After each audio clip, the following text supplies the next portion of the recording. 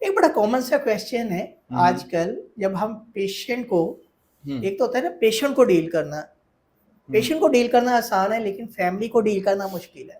بالکل. جب فیملی کو ایڈکشن کے ٹریٹمنٹ کے بارے میں بتاتے ہیں، آگے جو رسپانس ہوتے ہیں نا وہ یہ ہوتے ہیں، ڈاکٹر صاحب 100 دن کا علاج ہوں ایڈا لمبا علاج تو اسی کرا نہیں سکتے.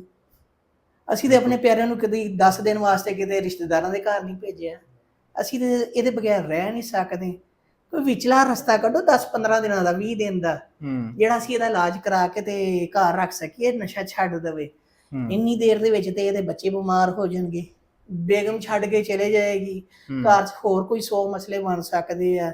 ਅਸੀਂ ਕਰੀਏ ਤੇ ਕਰੀਏ ਕੀ? ਇਹਦਾ ਇਲਾਜ ਵੀ ਕਰਾਉਣਾ ਚਾਹੁੰਦੇ ਆ, ਇਹਨੂੰ ਅਸੀਂ ਦੂਰ بھی نہیں رکھ سکتے. ہوں تو یہ ایک چیز ہے نا بڑی کامن ہے. تو کیسے جو ہے ہم فیملی کو جو ہے گائیڈ کر سکتے ہیں؟ سب سے پہلی چیز تو یہ ہے کہ جو 100 دن کا علاج ہے یہ ایسے تو بنایا نہیں گیا، بڑا سوچ سمجھ کے 100 دن کا جو ایک فگر ہے وہ رکھا گیا. اب اس میں پہلی چیز یہ آتی ہے کہ شروع کے جو 40-50 دن ہیں وہ تو صرف جسم کے اندر سے جو اثرات ہوتے ہیں نشے کے، کسی بھی قسم کا نشہ ہو، اس کو نکالنے میں لگ جاتے ہیں، جس کو ہم ڈیٹاکسیفیکیشن کہتے ہیں اپنی کلینکل لینگویج کے اندر. اس کے بعد جو اگلے 50 دن ہوتے ہیں وہ سب سے اہم ترین ہوتے ہیں. اکیلی ڈیٹاکسیفیکیشن سے کوئی فائدہ نہیں ہے، صرف آپ کے جسم سے اثرات نکلیں. اس کے علاوہ جو آپ کی تربیت ہے، ذہن سازی ہے، نشے سے متعلق جو اتنی چیزیں ہیں جو جاننے والی ہوتی ہیں، سمجھنے والی ہوتی ہیں، اس تک تو انسان پہنچتا ہی نہیں ہے. اس سے پہلے فیملیز لے کے جانے کی خواہش ظاہر کر رہی ہوتی ہیں. یہی وجہ بنتی ہے ریلیپس کی بھی.